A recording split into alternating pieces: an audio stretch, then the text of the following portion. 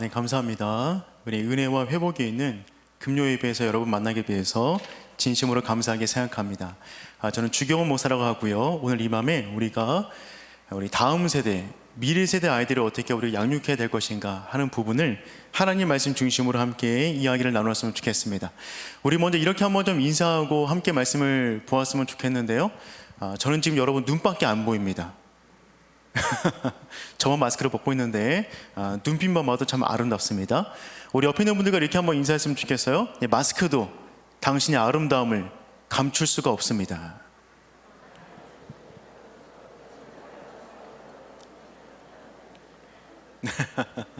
네, 눈빛만 봐도 정말 아름다운 분들을 뵙게 돼서 진심으로 감사하게 생각합니다. 저는 교육과 관련된 일을 주로 하고 있습니다. 제가 주로 만나는 사람들은 교사, 부모, 교육자 분들을 만나면서 어떻게 우리가 우리 다음 세대가 하나님의 세대가 될 수 있을까를 고민하며 사역을 진행하고 있습니다. 그런 가운데 오늘 하나님이 주신 마음을 따라서 함께 말씀을 나누는 시간 되었으면 좋겠어요.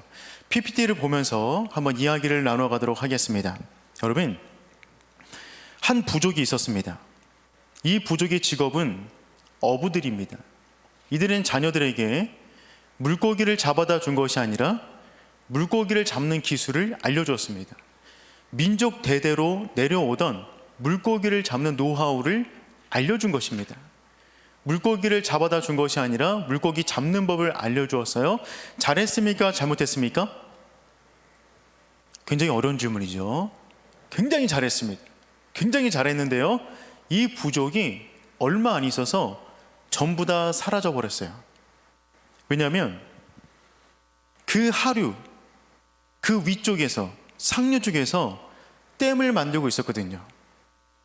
댐을 만들어 놓으니까 강 하류에 물이 흐르지 않는 것입니다.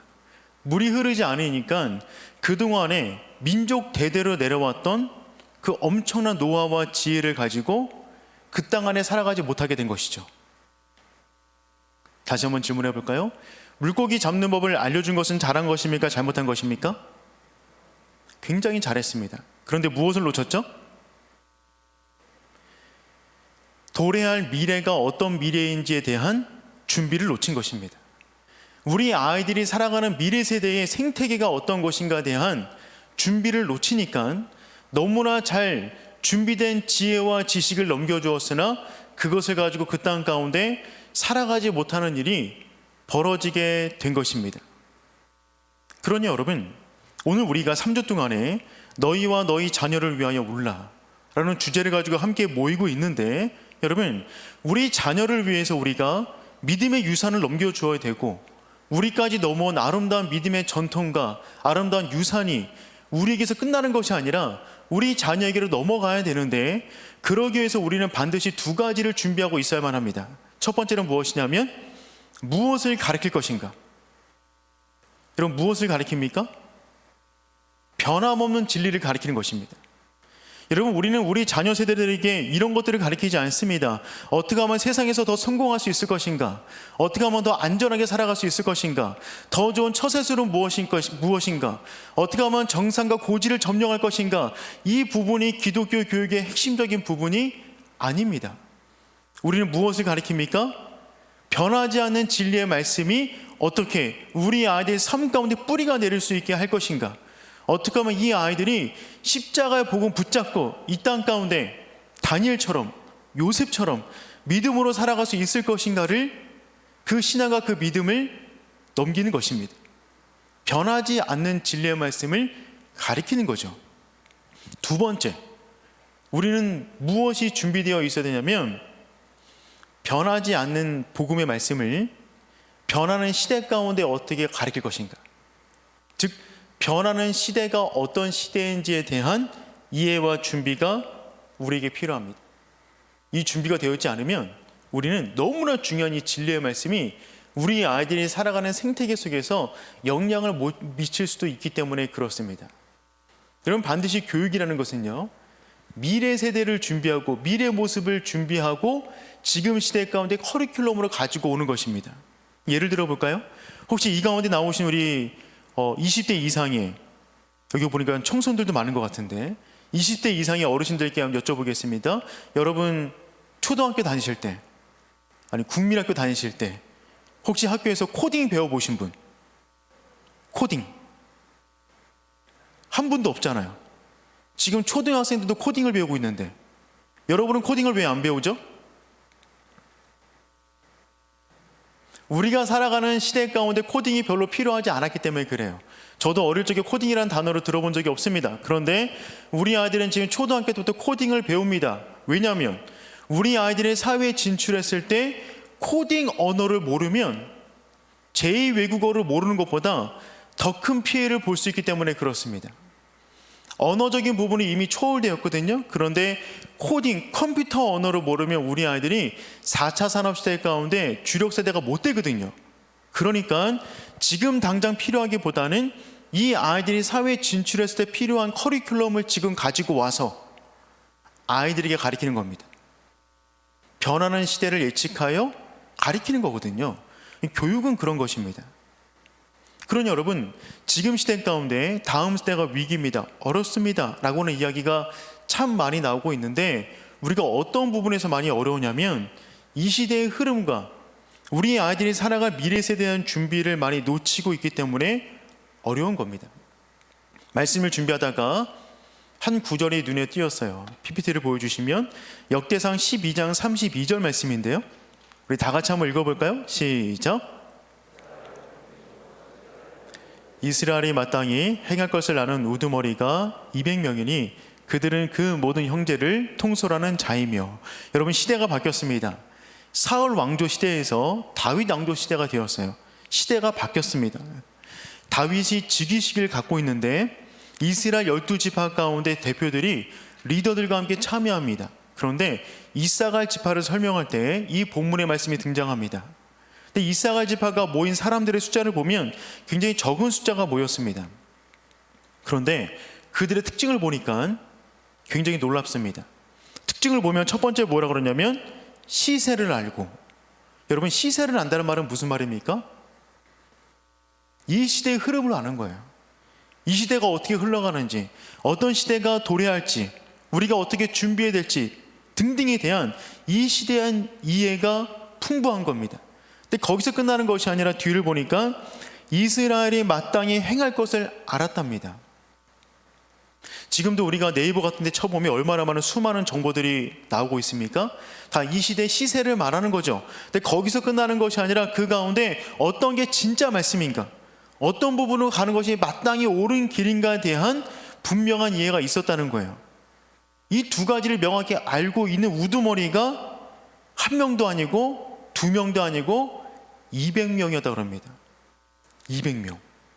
그러니 여러분, 이사갈 지파야말로 미래가 보장된 지파였습니다. 이런 리더가 200명이나 있었으니 이 시대 가운데 코로나가 왔든 뭐가 두렵겠습니까? 시세를 알고 마땅히 행할 바를 아는데 말이죠. 이 가운데 많은 분들이 부모로 앉아 계십니다. 모든 부모님들이 갖고 있는 가장 큰 부담은 무엇입니까? 자녀와 가정을 위한 기도 제목입니다. 이 자리에 우리 자녀 세대는 앉아 있습니다. 자녀 세대들 가운데 가장 큰 기도 제목은 또 무엇이겠어요? 부모와 가정을 위한 기도 제목입니다. 실은 우리 인생 가운데 우리의 가정과 우리의 가정과 우리 부모, 자녀 가운데 품고 있는 기도 제목과 문제들은 진짜 많이 있습니다. 근데 여러분, 특별히 지금 시대는요, 많은 부분이 위기 가운데 있지만 특별히 다음 세대가 많이 무너지고 어려운 가운데 있는 거죠. 특별히 지난 정부에서도 2020년도를 기점으로 하여서 수많은 이야기들이 이미 울려 퍼지고 있었습니다. 저는 특별히 이제 교육 쪽에 있다 보니까 2020년도를 나름대로 많이 준비해 봤거든요. 그러한 이유가 있습니다. 제가 차후에 말씀드릴 텐데, 그런데 2020년도가 되자마자 여러 가지 많은 문제가 있었는데 진짜 큰 문제가 하나 발생했죠. 무엇이죠? 코로나가 터진 거예요. PPT를 보여주시면, 그냥 PPT를 그냥 띄워주시면 감사하겠습니다. 2020년도에 코로나가 갑자기 빵 터지면서 전 세계적으로 엄청난 변화들이 일어나기 시작했습니다. 이 세계 인류 역사는 토머드 프리드만이 한 이야기처럼 코로나를 기준으로 이전과 이후가 갈리게 되는 상황이 벌어지게 된 것이죠. 특별히 저는 이 부분을 기독교 교육적인 측면에서 한번 이야기를 해보도록 하겠습니다.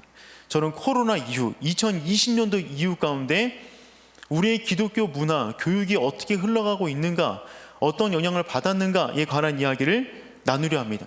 첫 번째는 무엇이냐면요, 다음 세대 생태계가 급변하고 있습니다. 다음 세대 생태계가 급변하고 있습니다. 특별히 출산율과 관련된 엄청난 변화들이 우리 가운데 일어나고 있습니다. 제가 자료를 찾아보니까 한 40년 전쯤에 이러한 공익 광고 영상이 있었더라고요. 한번 볼까요?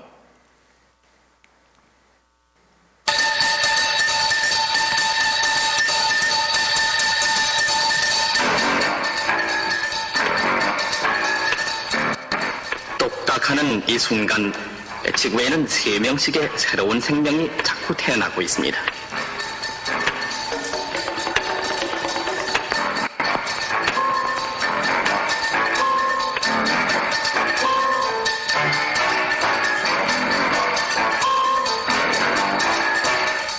인구 증가율로는 우리나라가 어느 나라보다도 앞서서 거의 폭발적인 것입니다.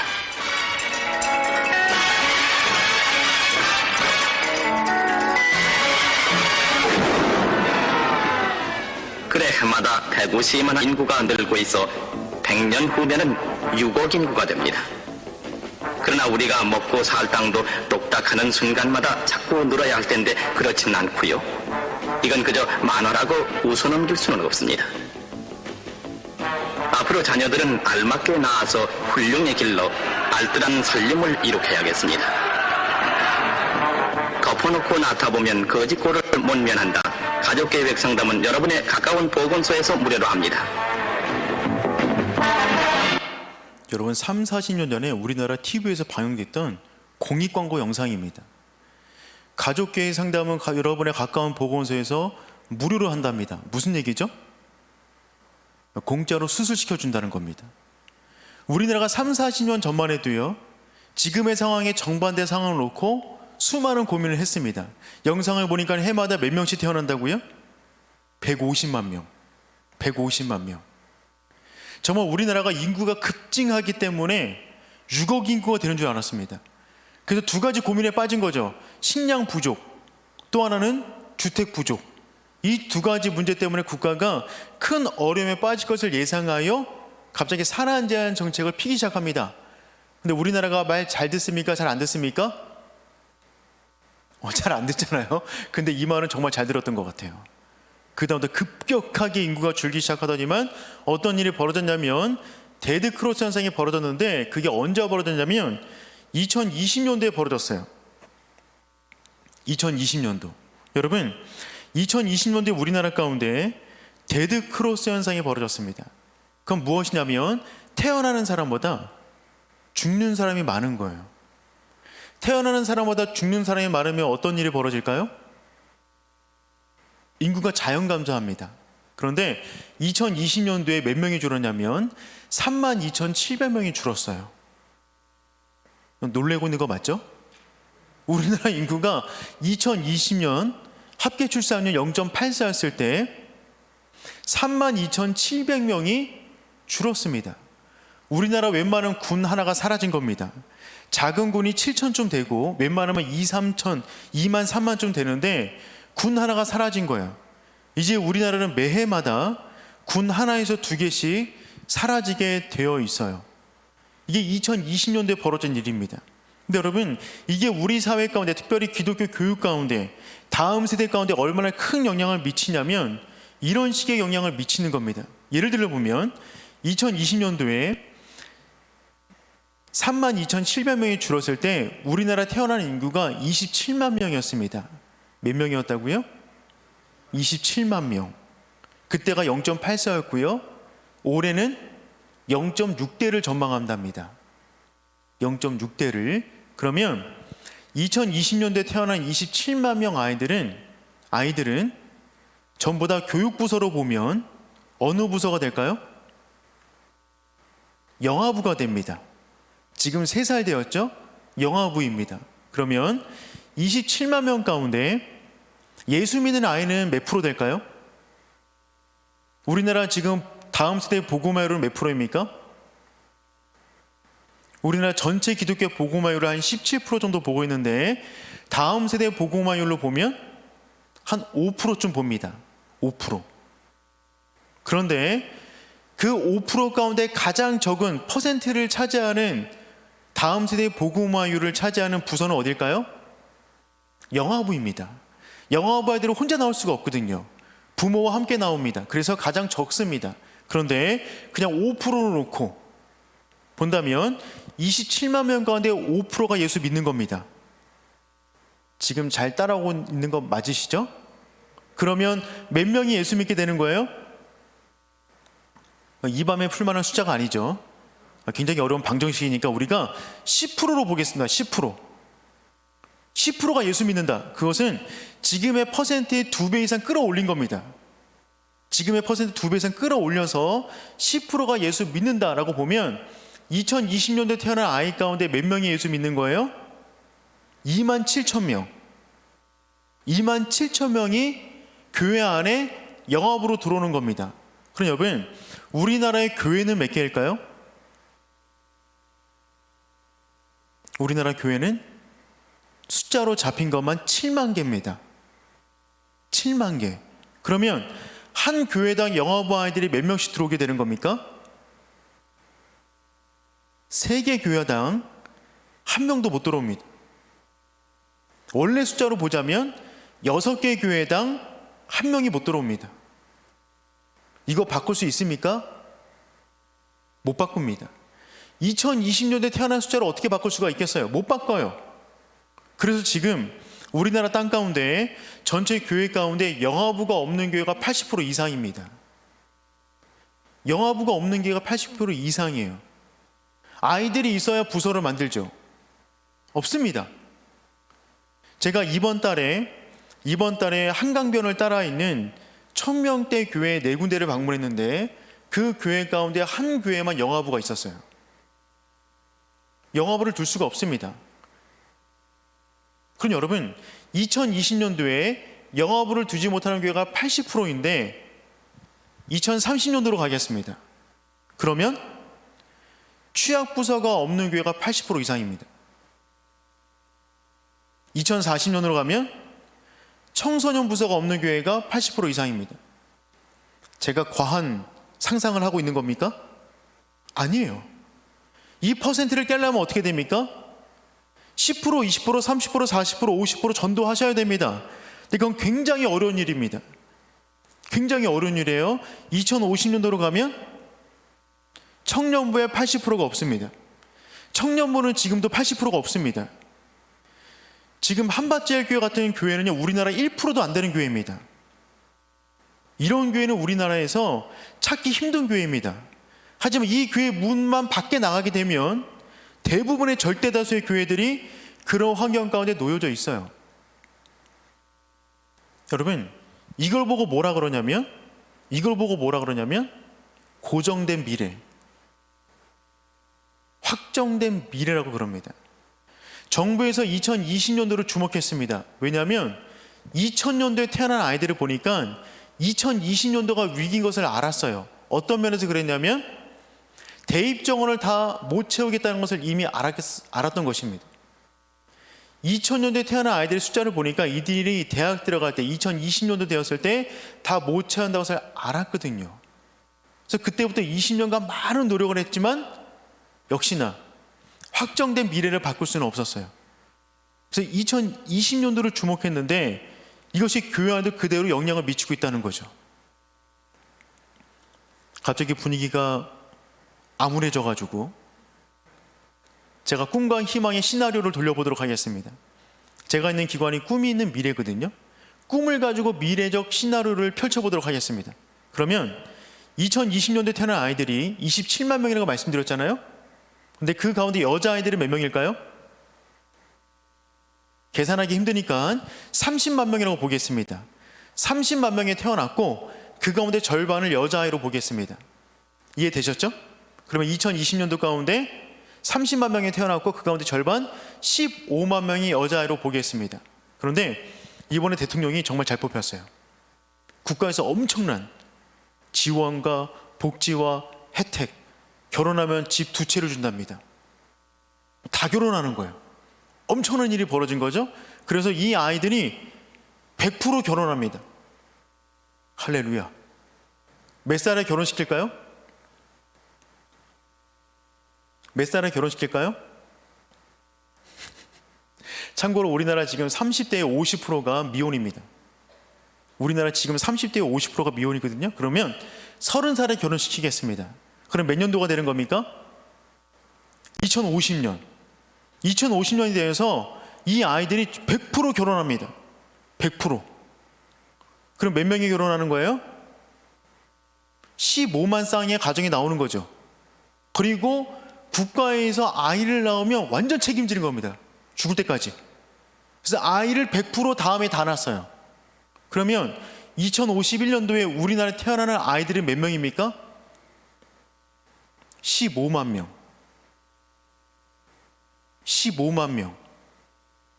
30년 전에는 27만 명. 될 수 없는 시나리오를 돌려도 30년 지나서 15만 명입니다. 그 상태로 한 번 더 가볼까요? 30년을? 그러면 2080년도에는 몇 명이요? 7만 5천 명이 태어나는 겁니다. 이것보다 더 많이 태어날 수 있습니까? 못 태어납니다. 통계상 나올 수가 없는 숫자들이에요. 그 숫자도. 그렇게 긍정적 미래적 시나리오를 돌려도 그것밖에 안 되는 거죠. 그래서 여러분, 앞으로 20년쯤 지나면 교육부서 가운데 교재는 다 사라질 겁니다. 부서가 있어야 교재를 만들죠. 제가 있는 기관에서 지금 뭘 준비하고 있냐면 교재가 없는 가운데 어떻게 우리 아이들을 믿음으로 키울까를 준비하고 있어요. 어려운 상황이 펼쳐질 겁니다. 힘든 상황이 펼쳐질 거예요. 다음 세대 아이들의 생태계가 많이 급변하고 있습니다. 그런 가운데 더욱더 비극은 무엇이냐면 다음 세대가 교회를 떠나가고 있다는 것입니다. 떠나가고 있습니다. 여러분, 젊은 비그리스도인들은 기독교를 피하고 젊은 크리스찬은 교회를 포기하고 있다라는 말이 있어요. 책을 읽다가 이 문장을 발견했는데 이 문장의 반론을 제기하고 싶었으나 그러기가 참 어려웠습니다. 많이 힘든 상황이 연출되는 것이죠. 여러분, 이 사진은요, 탈세례식이라는 사진입니다. 탈세례식. 어릴 적 받은 유아세례 흔적을 말려버리는 거예요. 드라이를 들고 있는 사람은 세속주의 목사라는 사람입니다. 여러분, 유아세례 흔적을 말린다는 말은 무슨 말입니까? 유아세례를 받았다는 말이고요, 믿음의 가정에서 자랐다는 말입니다. 근데 어느 순간에 자신의 믿음을 표명할 나이가 되었을 때 나는 적극적 넌 크리스찬으로 살아가겠다고 이런 의식을 행하고 살아갑니다. 뭐 이런 일이 다 있나 싶은데요, 이들이 이런 증서를 낭독해요. 이 증서의 내용이 다음과 같습니다. 나는 내가 동의할 수 있는 나이가 되기도 전에 받은 교회의 세례가 되었든 혹은 나의 자유로운 이성의 결정으로 세례를 받았든 이제 세례를 강요한 교회와 교회의 원시적인 의식을 공식적으로 거부한다. 원시적인 의식은 세례를 말하는 거예요. 나는 모든 신조와 교리와 나의 이전 종교의 미신을 거부하며 특별히 원죄와 저주의 교리를 부정한다. 나는 모든 아이는 원죄를 가지고 태어났고 세례에 의해 씻음을 받아야 한다는 인간성에 대한 거짓되고 모욕적이며 비방하는 기독교적 신념을 거부한다. 이날 이후 나는 내가 받은 세례의 기록에 기초한 어떠한 종교적인 소속이나 멤버십에서 빼주기를 원한다. 이제는 젊은 크리스찬들이 가만히 안 나가 가난한 성도로 빠지는 것이 아니라 적극적으로 이와 같은 의식을 행하고 적극적 넌 크리스찬으로 살아간다는 거예요. 정말 이런 일이 있을까 싶은데 여러분, 2008년도 영상입니다. 제가 지금 읽은 것을 낭독하고 있는 겁니다.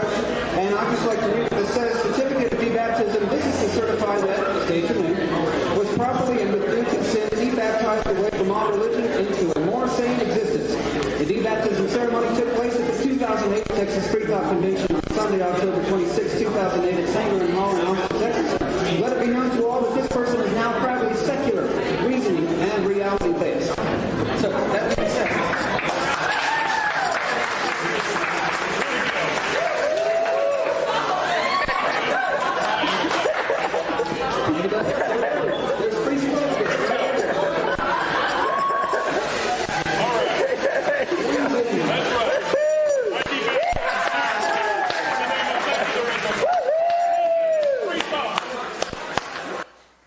위기가 느껴지시나요? 저는 처음에 이 영상 봤을 때 무슨 축제인 줄 알았어요. 그게 아니더라고요. 탈세례식의 장면입니다. 2008년도 영상이에요. 여러분 유튜브에다가 탈세례식 내자를 치면 이런 영상 수백 개가 나옵니다. 이미 20년 전부터 미국의 유수한 대학 UCLA를 기점으로 한 유수한 대학에서 학교 광장에서 이런 것들이 행해지고 있었습니다. 다음 세대들이 그렇지 않아도 인구 생태계가 많이 망가져서 어려운 가운데 있는데 교회 안에 들어와 있던 아이들이 교회 밖으로 나가고 있다고요.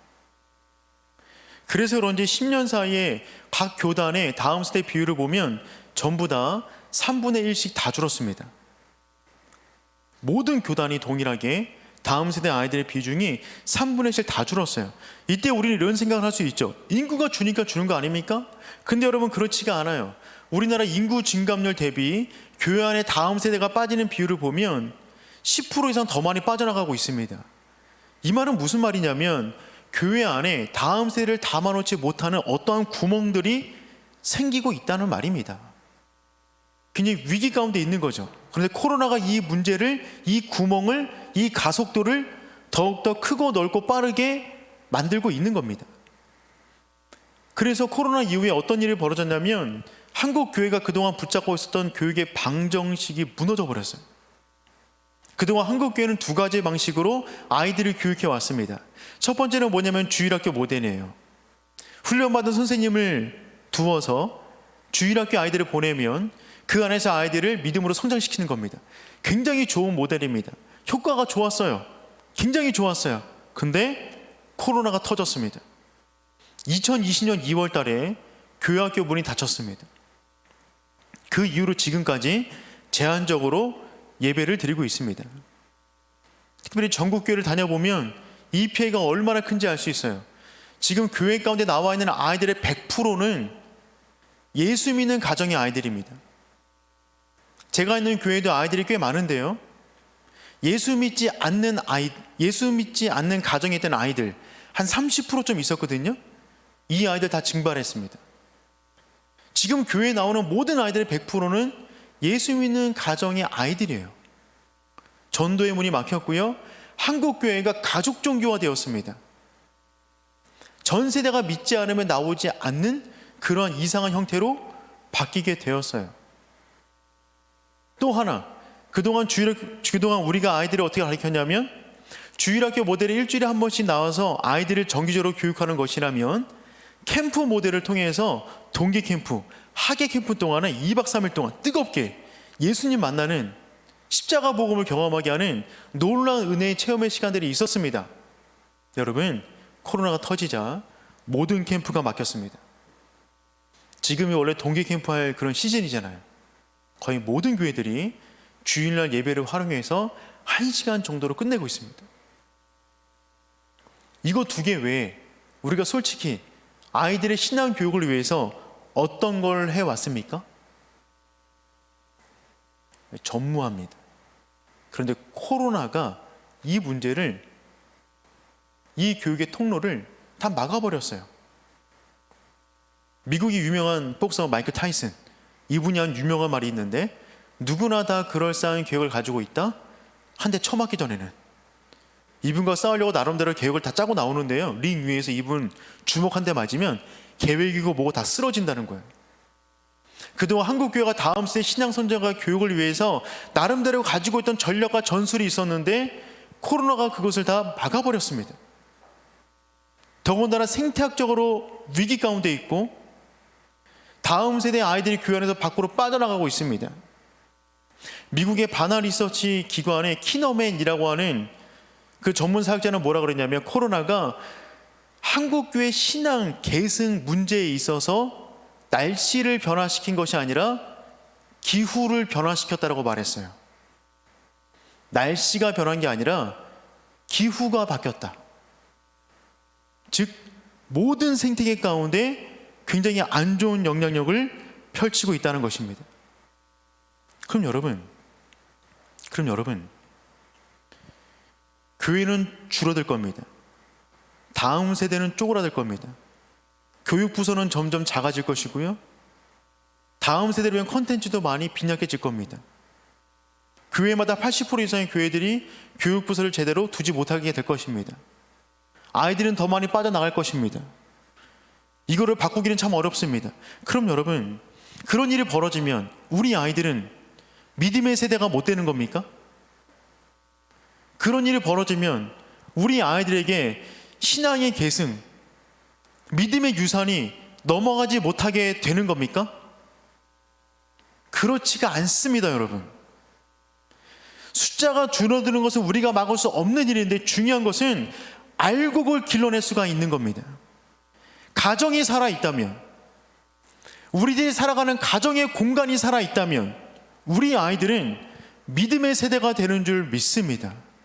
여러분, 인간 성장의 원리를 우리가 만들지 못합니다. 하나님이 정하셨어요. 하나님이 정해두신 교육의 원리는 무엇입니까? 가정과 교회가 연합하여, 교사와 부모가 연합하여 다음 세대를 믿음의 세대로 키우는 것입니다. 그것이 하나님이 정해두신 가장 분명한 교육의 원리가 되는 줄 믿습니다. PPT를 보여주시면, 여러분, 그래서요, 원안이 대안이 되어야 됩니다. 우리에게 또 다른 대안이 필요한 것이 아니라 하나님이 원래 정해두신 그 원안을 우리의 대안으로 가져가야 되는 줄 믿습니다. 여러분, 그 원안은 무엇입니까? 성경에 보니까 신명기 6장, 이스라엘아 들으라, 우리 하나님 여호와는 오직 유일한 여호와이시니. 여러분, 이 말씀을 누구에게 주신 말씀이에요? 이 말씀은 다음 세대에게 주신 말씀이 아닙니다. 이 말씀은요, 가정에게 주신 말씀이에요. 이 말씀은 부모에게 주신 말씀이에요. 그래서 내 자녀에게 부지런히 가르치며, 듣는 사람이 누구라고요? 부모입니다. 교육의 시간은 언제예요? 집에 앉았을 때, 길을 갈 때에, 누워있을 때든지 일어날 때든지 일상생활 전체를 통해서 아이들에게 말씀을 가르쳐야 된다는 것입니다. 누가요? 부모님이. 그럼 여러분, 교회는 뭐 하는 곳입니까? 교회는 가정마다 저 일이 일어날 수 있도록 가정을 깨우고, 가정을 세우고, 가정과 함께하여 믿음의 세대가 일어날 수 있도록 돕는 역할을 교회가 하는 것입니다. 저는 이 운동이, 이 방향이, 이 원리가 다시 한번 이 시대 가운데 재현되어야 할 줄 믿습니다. 이거는 너무나 중요한 문제입니다. 오늘 우리가 읽은 본문의 말씀, 여호수아가 죽었습니다. 여호수아가 죽자 어떤 일이 벌어지냐면 그 부모 세대들이 자녀들을 믿음으로 키우지 못하게 되는 거예요. 오늘 우리가 읽었던 본문의 말씀, 사사기 2장 7절과 10절 말씀이 있습니다. 그 부분 한번 보시면 이런 말씀이 되어 있죠. 백성이 여호수아가 살아날 동안과 여호수아 뒤에 생존한 장로들, 곧 여호와께서 이스라엘을 위해서 행하신 모든 큰 일을 본 자들이 살아날 동안에 여호와를 섬겼더라. 여호와를 섬기는데 유통기간이 있어요. 동안에. 그리고 여러분, 10절의 말씀 볼까요? 10절의 말씀, 우리 사사기 2장 10절 말씀 다 같이 한번 읽어보겠습니다. 시작. 그 세대의 사람도 다 그 조상들에게로 돌아갔고 그 후에 일어난 다른 세대는 여호와를 알지 못하며 여호와께서 이스라엘을 위해서 행하신 일도 알지 못하였더라. 여러분, 이 본문에 보니까 다른 세대가 등장해요. 다른 세대. 근데 오늘 우리가 읽었던 사사기 2장 7절에서 10절까지 말씀 보면 세 가지의 세대가 등장합니다. 첫 번째 세대는 여호수아의 세대예요. 두 번째 세대는 여호수아가 죽은 다음에 리더십을 가졌던 장로들의 세대입니다. 세 번째 세대는 그 장로들의 자녀 세대들이 세 번째 세대. 이들을 보고 뭐라 불렀다고요? 다른 세대. 다른 세대. 그럼 저는 이 세 세대를 갖고 의자 비유를 들어서 한번 여러분께 설명을 해보도록 하겠습니다. 브루스 윌킨스라고 하는 목사님이 계시는데요, 그 목사님이 영적 도약의 비밀이라는 책을 쓰셨어요. 영적 도약의 비밀이라는 책을 보면 그분이 의자 비유를 드는데, 저는 그 부분의 말씀을 오늘 의자 비유로 가지고 와서 한번 재해석해서 설명해 보도록 하겠습니다.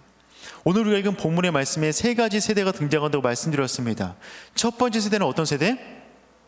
여호수아의 세대. 두 번째 세대는 여호수아가 죽은 이후에 리더십을 가졌던 장로들의 세대. 세 번째 세대는 그 장로들의 자녀 세대. 그들을 다른 세대라고 불렀습니다. 다른 세대. 근데 그 다른 세대 특징을 두 가지를 말하고 있거든요. 첫 번째는 뭐냐면 여호와를 알지 못하며. 여러분 정말 여호와를 몰랐을까요? 아니죠. 그들은 그때도 예배를 드렸거든요.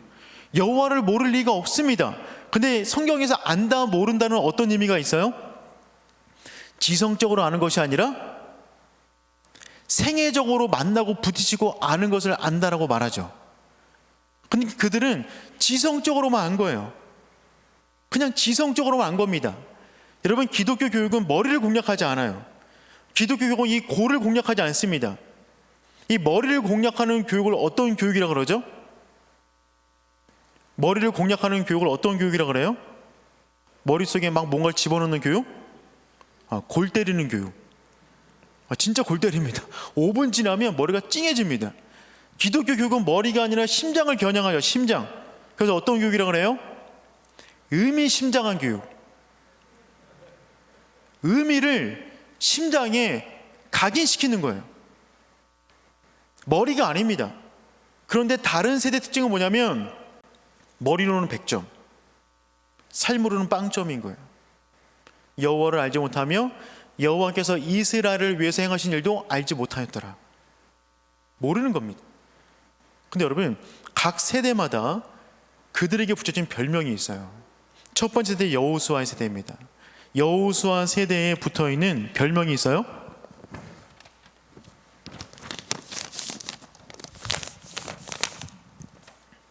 헌신입니다. 헌신. 여러분 여호수아 세대는요 애굽에 종살이하던 세대들입니다. 애굽에 종살이하다 하나님께서 너 이제 출애굽해, 그러니까 그냥 뛰쳐나왔어요. 여러분 살기로 따지자면 애굽이 편할까요? 광야가 편할까요? 애굽이 편합니다. 적당히 일하면 고기도 먹고 부추도 먹고 마늘도 먹어요. 광야로 나가면 아무것도 없습니다. 근데 이들은 나가! 그러니까 나가는 거죠. 왜요? 그게 삶의 기준이니까. 이들의 인생 가운데 다른 고민이 없어요. 이들은 그냥 말씀하시면 순종하는 것 외에는 다른 대안이 없습니다. 인생이 심플해요. 고민이 없어요. 그 말씀을 순종할 따름입니다. 이에 의자가 삶의 중심이에요. 가정의 중심, 자녀 교육의 중심, 재정 사용의 중심, 부부 생활의 중심, 우리 가정의 모든 것의 중심입니다. 이 중심 가운데 하나님의 자리는 어디입니까? 하나님의 자리는 이곳이죠. 그러면 내 인생인데 이들의 인생의 자리는 어디예요? 이들의 인생의 자리는 이 밑입니다. 헌신의 세대의 삶의 자리예요. 이들의 자리. 이들에게 고민이 없어요. 말씀하시면 따르는 겁니다. 말씀하시면 순종하는 거예요. 들어가! 그러면 홍해라도 요단강이라도 뛰어드는 겁니다. 그분이 말씀하시니까. 이들이 자녀 세대를 낳았어요. 광야에서 살아갑니다. 이들은 부모 세대처럼 애굽에 대한 경험이 없어요. 믿는 것 때문에 핍박을 당하지 못했습니다. 근데 이들의 특징은 뭐냐면요, 기독교의 전성기를 경험합니다. 기독교 전성기. 광야가 힘들었는데 아말렉과 싸우면 무조건 이겼고요. 만나와 메추라기를 경험했고요. 구름 기둥과 불 기둥을 경험했습니다. 늘 승승장구합니다. 요단강을 가르고 들어가서 여리고 성을 무너뜨려 버리고요. 7조서 다 무찔러 버립니다. 그런 가운데 이들은 세상에 대한 눈이 띄었어요. 믿음이 있는데 세상이 달콤해 보입니다. 그래서 이들의 믿음의 특징은 뭐냐면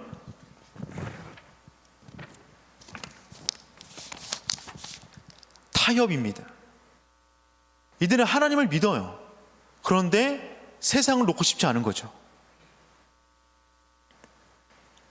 이들의 인생의 중심, 자녀교육의 원리, 부부생활의 원리, 이 가정의 미래 모든 것, 이 모든 삶의 중심 가운데 하나님을 어디에 모실까요? 여기에 모십니다. 그러면 내 자리는 어디입니까? 여기에 무릎을 꿇습니까? 안 되죠. 이렇게 앉습니다. 제가 지금 어때 보여요? 한쪽 엉덩이에 힘이 빡 들어갔습니다. 너무 힘들어요. 이 세대 특징은 뭐냐면 늘 저울질을 하는 거예요. 내가 이리 할까 저리 할까?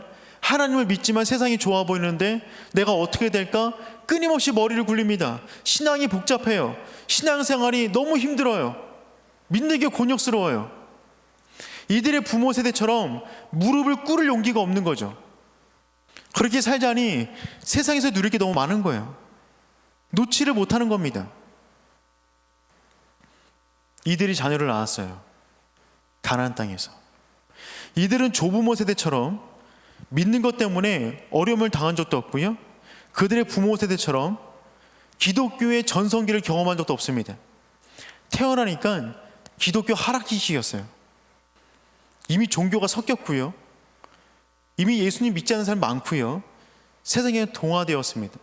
그래서 이들의 특징은 뭐냐면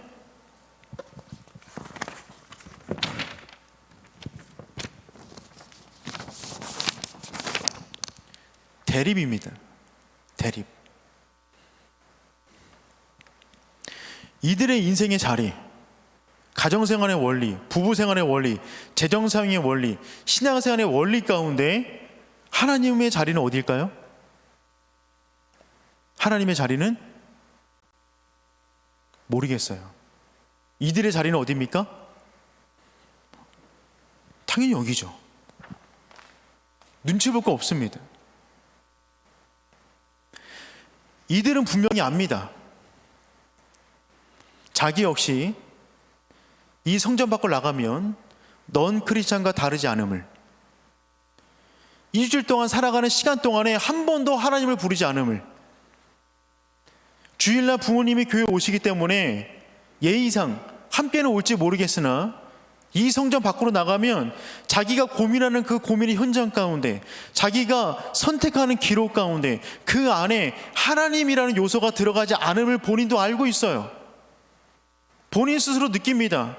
내가 어디가 더 편안한지, 교회의 환경과 문화가 편안한지, 세상의 문화와 환경이 편안한지, 내가 어느 곳에 더 끌리는지 이들도 알고 있어요. 종교라는 기독교라고 쓰는지 모르겠으나 그들의 신앙의 중심이 어디에 있는지 이들도 분명히 압니다. 여러분, 이 세대는 하루아침에 갑자기 등장했나요? 그렇지가 않아요. 부모 세대에서 영향이 온 겁니다. 첫 번째 세대의 믿음은 정말 확실했으나 이들의 소원은 무엇이냐면 너무 믿는 것 때문에 고생했기 때문에 자녀 세대만큼은 편안하게 살기를 원했어요. 엄청나게 정복 전쟁을 합니다. 땅을 넘겨줘요. 이들은 땅은 얻었으나 자녀 세대들에게 가나안 땅 가운데 주력 세대가 되기를 원했어요. 경제를 물려줍니다. 그런 동안에 신앙이 섞이기 시작한 거예요. 우리나라로 비유해 볼까요? 우리나라 처음에 토마스 선교사에 의해서 복음이 이 땅 가운데 들어왔을 때 우리의 1세대 부모님들은요, 밥보다 예수였습니다. 밥보다 예수. 하나님께 예배하기 위해서 목숨을 거셨다고요. 너무 힘들었으나 이들의 소원은 뭐였냐면 내 자녀들만큼은 고생하지 않았으면 좋겠다. 특별히 X세대, 그 중심에 있는 세대들, 70년, 80년을 거쳐오면서 기독교가 부흥하기 시작합니다. 엄청난 성장을 경험했죠. 이들이 자녀들에게 엄청난 물질을 넘겨줍니다. 지금의 다음 세대. 이들은 부모로부터 많은 것을 물려받았으나 그들의 신앙을 제대로 지키지 못하고 있는 거예요. 여러분, 무엇이 문제입니까? 여러분, 저는 교육이라는 것은요, 회복과 부흥은 구호와 외침으로 되지 않습니다. 분명한 자리싸움이라고 저는 믿습니다. 자리싸움. 여러분, 이 밤에 나온 우리 모두는 결단하셔야 돼요. 여러분의 자리는 어디입니까? 부모와 교사로서 여러분의 자리는 어디죠? 여러분, 영적인 것은 보입니까? 보이지 않습니까? 안 보이는데요, 되게 잘 보여요. 여러분 지금 앉아 계시잖아요. 여러분 뒷모습 바라보면 여러분의 아는 사람은 여러분이 헌신의 사람인지 타협의 사람인지 대립의 사람인지 분명합니다. 숨길 수가 없어요. 그럼 여러분, 여러분의 자리는 어디입니까? 저는 많은 분들을 만나면서 깜짝 놀라는 사실 하나 발견했어요. 그건 무엇이냐면 부모님들이 이 자리에 앉기를 두려워하십니다. 이 자리에 앉으면 세상 등지고 정말 큰일 나는 줄 압니다. 이 자리에 못 앉으세요. 두려워하세요. 우리의 자리는 어디입니까? 우리를 바라보고 있는 우리의 자녀들은 우리가 어느 자리에 앉아 있다고 보겠습니까? 신앙은 철저하게 자리 싸움입니다. 이스라엘아 들으라, 우리 하나님 여호와는 오직 유일한 여호와시니 너는 마음을 다하고 뜻을 다하고 힘을 다하여 내 하나님 여호와를 사랑하라. 이 자리에 앉아야 교육이 일어나는 겁니다. 여러분, 만약에 여러분이요 이 자리에 앉아 계세요. 이 자리에 앉았는데 말씀을 가리켜요. 그럼 아이들이 어떻게 들을까요? 교육이 안 됩니다. 여러분이 만약에 이 자리에 앉았는데 아이들에게 말씀을 가리켜요. 교사와 부모로서 그 말씀이 영향력을 끼칠 수 있을까요? 안 됩니다, 여러분. 기독교 교육은 철저하게 자리 싸움이에요. 우리가 이 자리를 벗어나는 순간 어떤 교육도 안 됩니다. 저는 여러분의 자리가 분명해지기를 축복합니다. 두 번째, 여러분의 자녀를 어느 자리에 앉히겠습니까? 여러분은 여러분의 자리를 어디에 앉히시겠어요? 저도 깜짝 놀라는 건 뭐냐면 수많은 부모님들이요 내 자녀를 이 자리에 앉히는 걸 굉장히 두려워하십니다. 이 자리에 앉으면 무슨 아프리카 가야 될 것 같고 이 자리에 앉으면 인생이 사라진 것 같은 이상한 두려움을 가지고 계세요. 근데 여러분, 어느 자리가 가장 안정되고 보장된 자리입니까? 어느 자리가 가장 안정되고 보장된 자리입니까? 여러분, 이 자리인 줄 믿습니다. 하나님의 손때가 묻어있는 자리예요. 내 자녀의 인생 가운데 부모의 손때가 묻은 것이 아니라 세상의 냄새가 나는 것이 아니라 하나님의 손때가 묻어있으면 그 아이는요 하나님이 책임지십니다. 우리가 믿는 건 그거예요. 여러분, 신앙교육은 철저하게 자리 싸움입니다. 우리 자녀는 어느 자리에 앉히시겠어요? 이 자리에 앉히는 겁니다.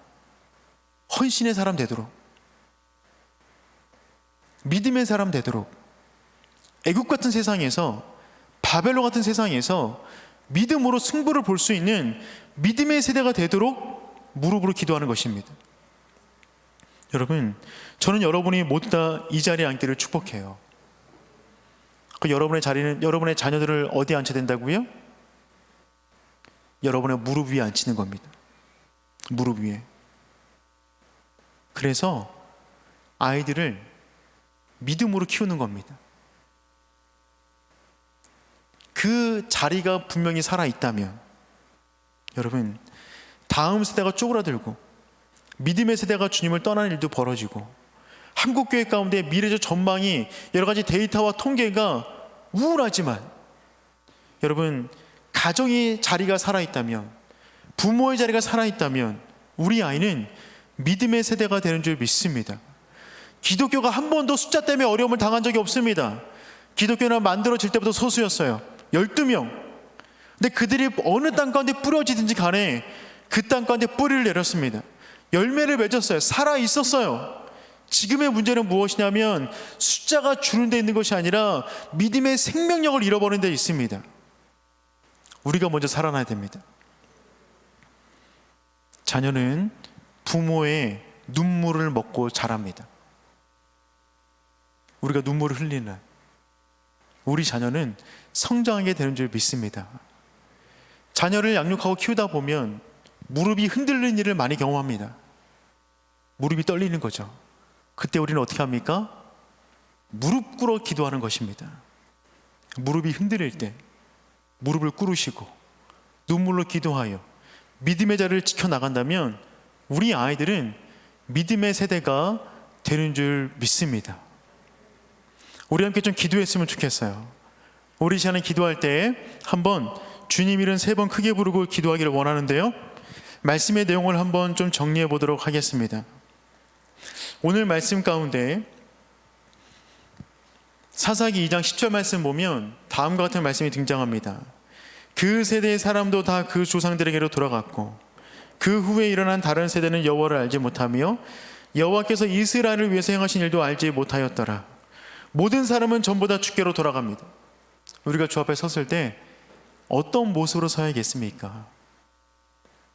우리가 주 앞에 갔을 때 단 한 가지 들을 수 있는 그것은 믿음으로 살다가 주 앞에 선 모습이며 우리의 가정이 믿음으로 살아간 모습이며 믿음의 세대의 계승을 이루어서 내 자녀, 내 부모, 우리 가정이 믿음 안에 서 있는 그 모습, 그것이 가장 복되고 영광된 모습인 줄 믿습니다. 오늘 우리 함께 좀 기도해 볼까요? 하나님, 우리 가정 가운데 주의 복을 내려 주시옵소서. 하나님, 우리 가정 가운데 하나님의 충만한 복을 더해 주시사 믿음의 세대 계승이 일어나게 하여 주시옵소서. 부모인 나의 자리가 먼저 명확해지기를 원합니다. 헌신의 부모 되게 하여 주시옵소서. 우리 자녀 이름 묻고 함께 좀 기도했으면 좋겠습니다. 이름을 불러가면서 하나님, 내 자녀 그 자리가 헌신의 자리가 되게 하여 주시옵소서. 주님을 떠나지 않는 자리 되게 하여 주시옵소서. 우리 다 같이 주의 이름 3번 부르고 함께 기도하도록 하겠습니다. 주여, 주여, 주여.